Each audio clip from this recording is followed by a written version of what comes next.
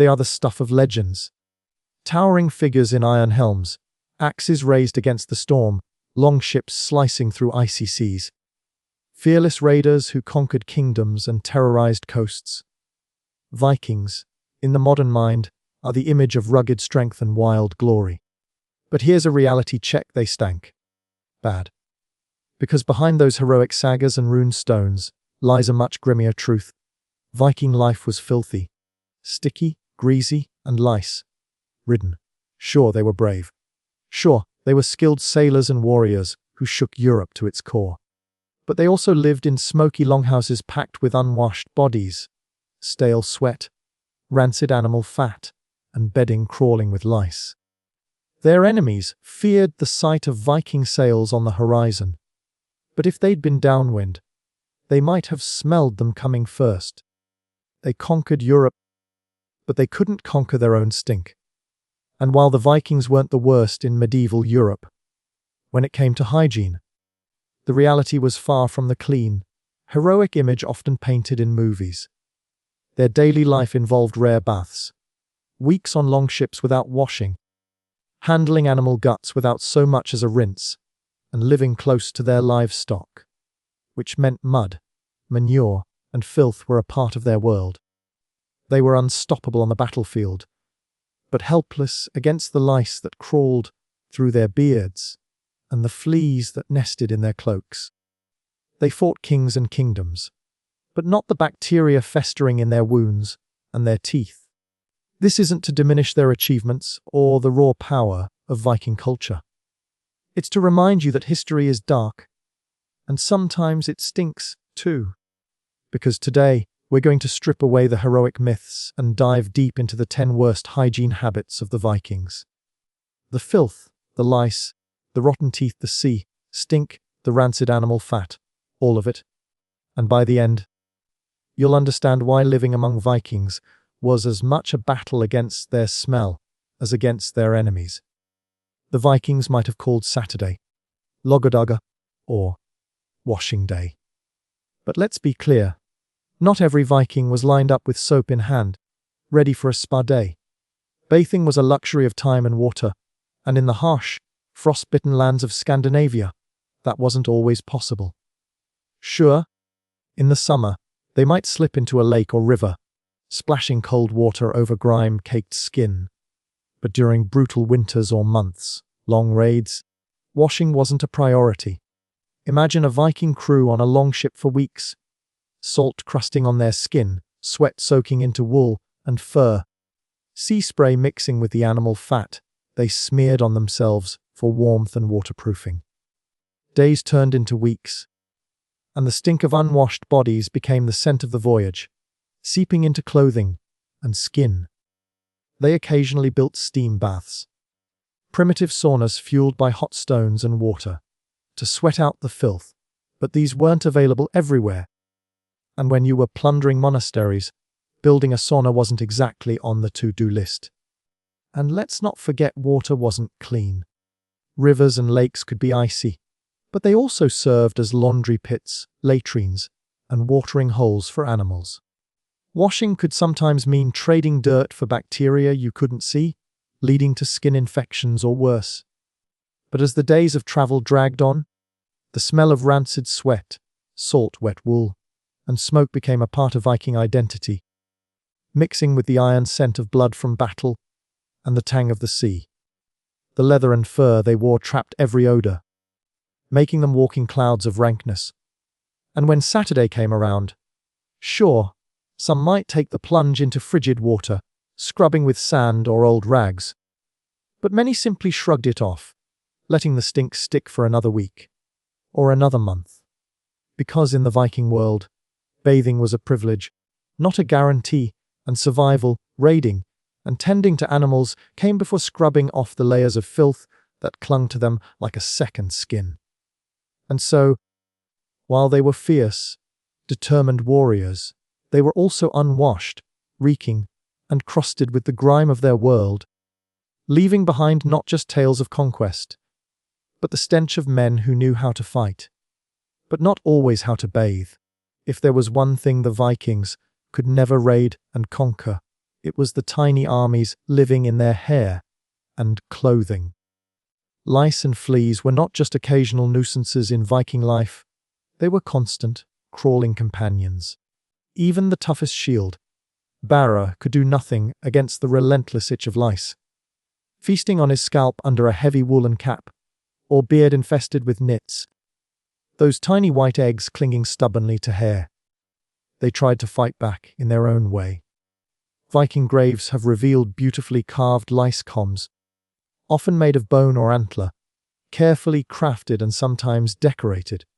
These combs were prized items, tucked into pouches and kept close, used to scrape through beards and hair in a futile daily battle against the relentless itch. But the truth is, it was a losing battle. No matter how many times they combed, they lived in a world where bedding was made from animal furs that were rarely cleaned and often shared. These furs were warm against the cold Scandinavian nights, but they were also prime real estate for lice and fleas, turning Viking beds into crawling ecosystems of pests. Add in the reality of long journeys at sea, cramped together on long ships without any chance of washing or changing clothes for weeks, and it was inevitable that lice and fleas thrived. Clothes were layered, heavy, and rarely washed, trapping heat, sweat, and the insects that thrived in that environment. Fleas came from the livestock they lived close to, jumping easily from animals to humans, hiding in woolen cloaks and leather boots, waiting for the warmth of a human body to feed on. For the Vikings, scratching was part of life, a constant reminder that no matter how many kingdoms they burned, they could never rid themselves of these tiny tormentors. It wasn't a question of if you had lice, but how many. Because in a world without soap, clean water, or effective pest control, lice and fleas were simply another fact of Viking life. Unseen conquerors of the conquerors, living rent-free in the beards of men who terrified Europe. Bath day in a Viking household wasn't the wholesome family activity you might imagine. It was a grim, grimy affair that turned a tub of water into a foul soup of human filth by the time the last person climbed in. When they did decide to bathe, water was precious, and heating it took time, firewood, and effort, so the family shared the same tub of water. First in was usually the head of the household or the strongest, scraping the worst grime off after weeks of sweat, sea salt, and animal fat caked into the skin. Dirt floated to the surface, clumps of hair and flakes of dead skin drifting lazily in the warm water as the first bather scrubbed away.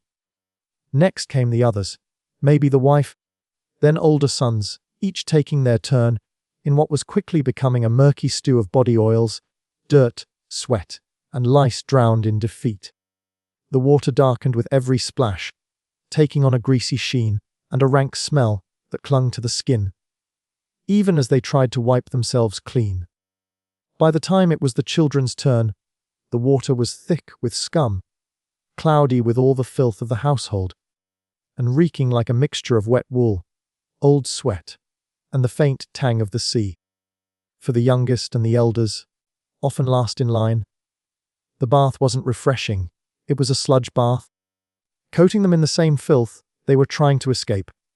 Bits of straw, mud, and whatever else had clung to clothes, and hair floated in the water, brushing against their skin as they washed, adding to the sense of disgust that must have clung to the moment. If you've ever shuddered at hair in your bath, imagine it multiplied by every member of your family, along with dead skin, lice, and body grace. And yet, this was better than nothing. A sludge bath was still a bath in a world where filth was the constant background noise of life. It was a rare attempt to scrape away the layers of grime that built up in smoky longhouses, on stormy sea voyages, and during days of hard labor. When they stepped out of the tub, their skin might have felt cleaner, but they smelled like wet wool and stale sweat mixed with smoke, and whatever else had died in that water. It was a brief reprieve before the grime of Viking life began to build again, layer by layer, sweat by sweat. Because in the Viking world, Bathing wasn't about getting clean. It was about getting less dirty. And sometimes, the best you could hope for was to step out of the bath a little cleaner, even if you were covered in your family's filth.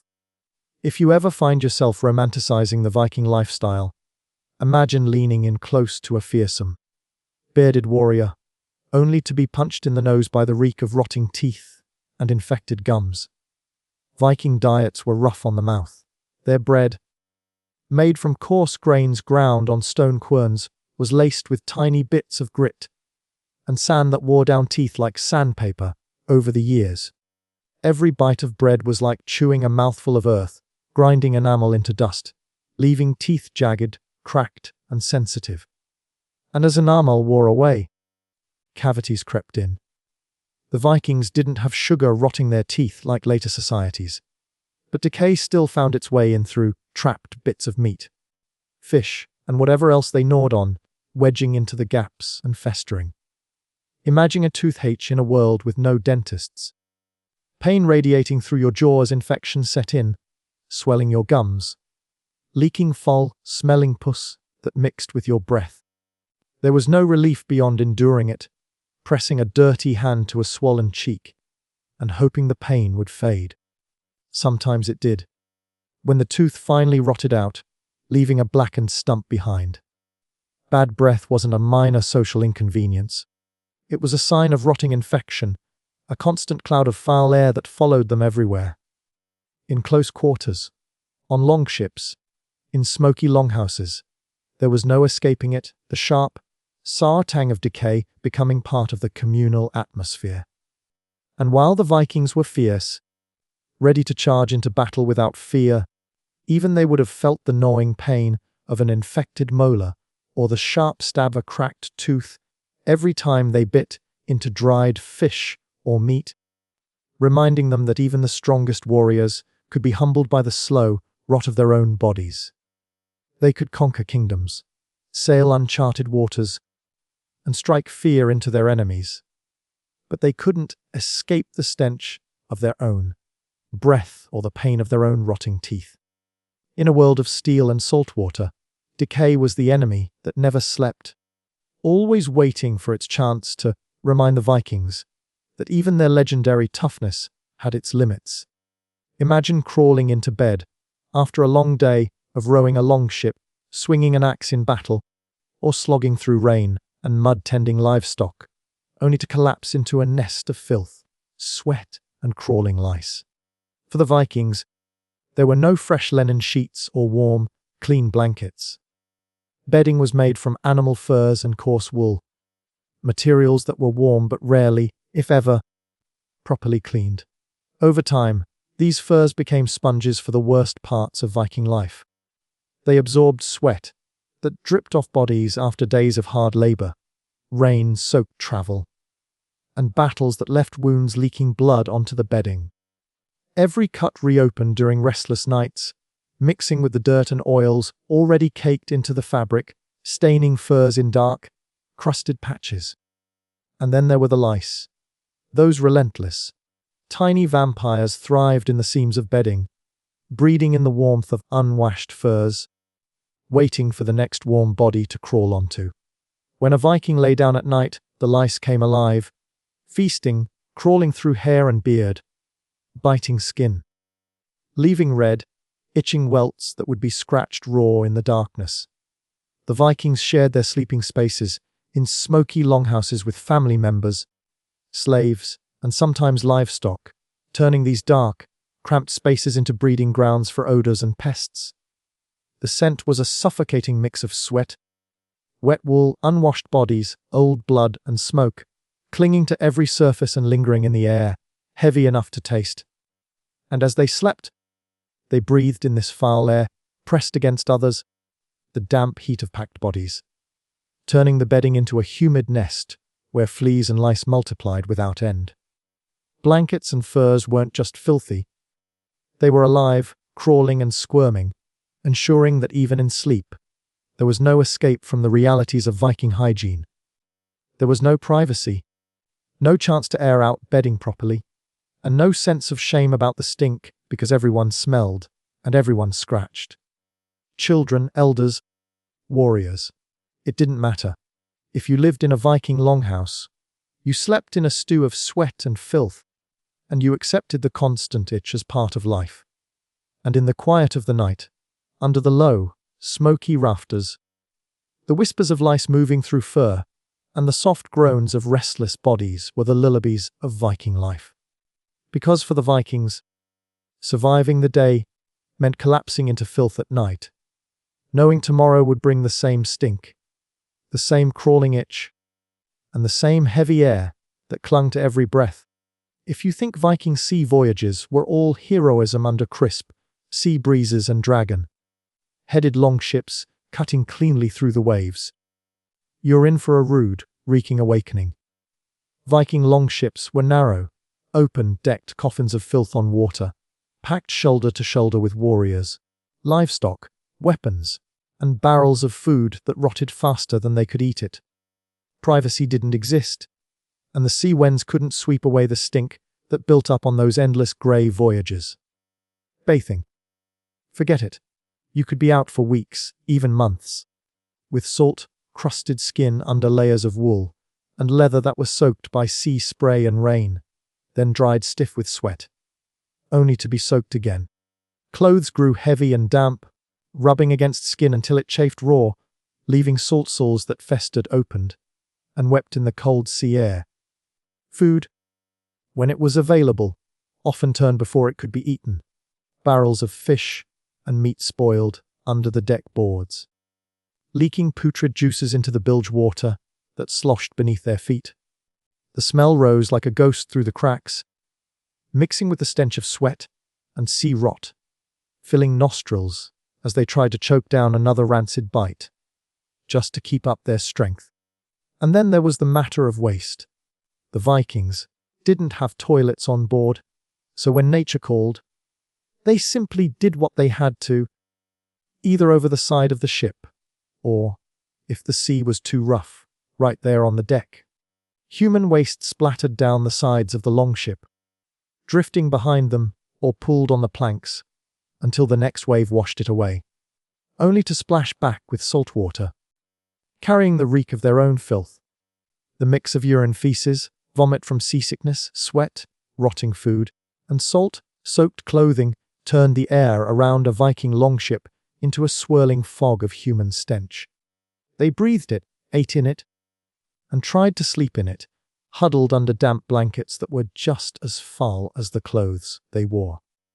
Salt sores opened on their backsides from sitting too long on wet wood, while lice crawled through beards and hair, and fleas hid in every fold of clothing. Rats, often stowaways with the food stores, added their own squeaks and droppings to the squalor, gnawing at whatever they could find in the night. Even the sea itself added to the misery. The cold spray didn't clean them. It just left a sticky crust of salt on their skin and in their hair, making them itch and crack with every movement. The salt mixed with sweat, turning into a gritty paste that stung open cuts and left them raw and inflamed. When they finally reached land, the stench of the longship came with them, lingering on their clothes, in their hair, and in every breath. Villagers would smell them before they saw them, the wind carrying the sour reminder that the sea was not a clean place for warriors, but a moving pit of filth that turned men into foul shadows of themselves. You might imagine the Vikings standing on windswept cliffs, hair blowing heroically in the icy breeze, but the truth is, their hair wasn't just dirty, it was coated in foul, greasy animal fat that turned them into walking candles of stink. In a world where cold could kill you and the wind could strip skin raw, Vikings needed protection. Their solution: rubbing rancid animal fat into their skin and hair. They smeared the fat of cows, sheep, or seals onto their bodies to block the cold and moisture, and to style their long hair into braids or spikes before battle. But animal fat doesn't stay fresh for long, especially when you're living without soap or clean water. It quickly turned rancid, thickening into a sticky, yellowish grime that trapped every speck of dirt, soot, and sweat they encountered. And in the smoky haze of Viking longhouses, or the salt-laden winds of sea voyages, that meant everything stuck to them. Ashes from the hearth, dust from the road, flakes of dead skin, and the sweat that never washed away. It created a pungent, stomach-churning odor that clung to them like a curse. The smell was a sour, greasy stench, a mix of rotting meat and sweat, that would have followed them everywhere, seeping into their bedding, their clothes, and their hair until even the toughest warrior couldn't escape the reek of his own body. Imagine a Viking preparing for battle, reaching into a container of animal fat that's gone off, the surface slick with a foul, cheesy film, and scooping it up to smear into his beard and hair to keep it styled and protected. The smell alone could clear a room. Thick, oily, rotting fat layered over weeks of sweat, blood, and salt. The fat clumped their hair together into greasy strands that would have stuck to their faces, picking up dirt every time they fought or traveled. Cuts and sores on the scalp could fester beneath the layer of filth, hidden under the rancid fat, turning into oozing, infected wounds. Even in sleep, the stench didn't leave them. Lice and fleas would thrive in the fatty mess, crawling and laying eggs in the greasy mats of hair, making every scratch another smear of filth on already filthy skin. And yet, for the Vikings, this was a normal part of life. The animal fat was their protection against the cold winds and rain, a primitive waterproofing and heat, retaining layer in a harsh world. They saw it as survival, not filth, even as it turned them into living beacons of stink. Because in the Viking world, if you wanted to live through the cold, you had to accept that you would reek of death and rot while you did it. If you think medieval bathrooms were bad, Viking toilets will make you grateful for even the filthiest gas station restroom. Viking settlements had basic pit latrines, deep holes dug into the ground, with rough wooden planks perched on top. Families shared these pits, squatting in close quarters above the reeking hole, flies buzzing around, the stench of human waste rising in hot clouds that clung to the skin and hair of anyone who ventured near. These latrines were rarely cleaned out, and over time, the pits filled with layers of feces, urine, food scraps, and animal waste, all slowly decomposing into a bubbling, foul sludge that attracted rats and insects. In the summer heat, the smell would grow so thick it would hang in the air, seeping into homes and clothing, a constant background stench that couldn't be escaped. Flies bred in the latrines, swarming over waste before landing on food, bedding and open wounds, spreading disease with every landing. Every breath near the latrine brought the taste of ammonia and rot to the tongue, and stepping too close risked to slip into the pit itself, a nightmare that did happen. But that was when they were home. On raids or during travel, there were no pits. Vikings would squat in the open, pulling up tunics and dropping trousers behind bushes, on the edges of their camps, or simply along the paths they traveled. They left piles of waste in the dirt, only half covered with earth or rocks, if at all, while flies descended immediately to feast. Rain would wash these human wastes into nearby streams and rivers, the same water sources used for drinking and washing, turning water into a soup of human filth and bacteria. Diarrhea and dysentery were frequent, spreading through communities with brutal efficiency, weakening warriors and children alike, while there was no knowledge of why or how to stop it.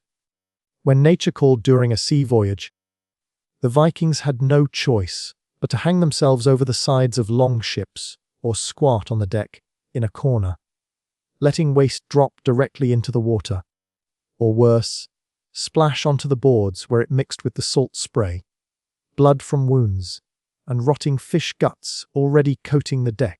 The smell of human waste mixed with the ever-present stink of sweat, sea, and rotting provisions, creating an air so foul it could make even the hardest Viking gag. Clothing often bore stains, as there was no soap to scrub away the accidents of illness, or the residue of wiping with whatever rough material was at hand. because there was no toilet paper. Moss, grass, or scraps of cloth were the best they had, if they wiped at all. And in the middle of a raid, or in harsh winter winds, many simply pulled up their trousers and went on with their day, leaving the filth to crust against their skin, adding another layer to the sore, bitter smell that surrounded them. In Viking culture, nature was the toilet, and the world was soaked in the evidence of it. Disease, insects, and stink followed them wherever they went, from the frozen fords to the coasts of foreign lands they raided, reminding them daily that, in a world of steel and conquest, human filth was the one battlefield they could never truly conquer. For the Vikings, blood was part of daily life. Whether they were slaughtering livestock for food, butchering seals, or preparing game from a hunt, it was a hands-on, intimate affair that ended with sticky, warm blood coating their fingers, arms, and sometimes faces. Slitting a goat's throat meant blood spurting onto the ground, soaking into boots, splashing on clothing, with steam rising in the cold air as they worked the carcass open. They plunged bare hands into warm cavities, pulling out intestines that slithered and squelched, laying them aside for cleaning, and scraping fat from organs with knives wiped on their trousers between cuts. The smell of iron and offal filled the air, mixing with the reek of unwashed bodies, and clots of blood dried under fingernails and in the cracks of calloused hands. On raids, the gore was even worse.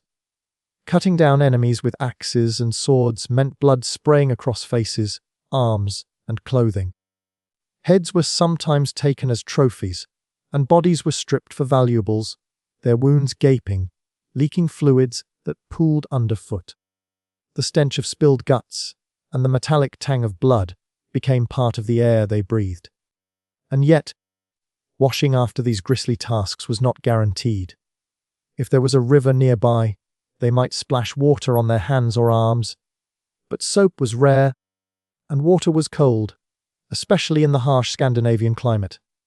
More often, they wiped their hands on the nearest cloth or on the grass, leaving streaks of blood that dried into brown smears, flakes falling off later as they moved, like grotesque dandruff. Cuts and wounds from butchering, hunting, or battle were inevitable. A slip of the knife while gutting a pig, a scrape from an antler, or a nick from a blade during combat would open a wound that was immediately exposed to dirt, hair, animal fat, and the blood of others. These wounds were rarely cleaned properly, often wrapped with dirty cloth, allowing infection to set in, festering into swollen, pus-filled sores that throbbed with pain. Flies, already thick around the butchering sites or battlefields, landed on open wounds, spreading filth from animal carcasses to fresh cuts, ensuring infection had the perfect environment to thrive. The smell of rotting flesh and infected wounds mingled with the persistent odors of sweat and rancid animal fat, creating an overwhelming stench. During butchering, the ground turned slick with blood, mud, and bits of fat and hair, and Vikings trudged through it, tracking gore back into their longhouses, where it soaked into the straw and dirt floors, adding to the stale, rank air of their living spaces. And they slept with the smell still on them, blood flaking from beards, crusting in the creases of fingers, staining tunics, while lice crawled through hair and over scabs. They would wake the next day, still reeking of yesterday's death, to do it all over again. Because in the Viking world, there was no separation between life, death, and filth. Blood and guts were as common as breath, and washing it away was a luxury few had time for, or even considered necessary. They lived with the stink of slaughter on their skin, the gore of conquest in their hair, and the iron taste of blood in the air they inhaled, reminding them daily that in their brutal world, filth and death were constants, unwashed, unending, and unescapable. They were fierce, courageous, and unstoppable, but they reeked. Yes, compared to some medieval Europeans, Vikings managed a comb through their lice, ridden hair, and the occasional steam bath, But by modern standards, they lived in a constant cloud of sweat, blood, fish guts, and sea salt. Imagine storming a monastery, axe in hand, while smelling like rancid animal fat, stale oil, and last week's goat blood. That was the reality behind the legend. History is dark, and we must remember it.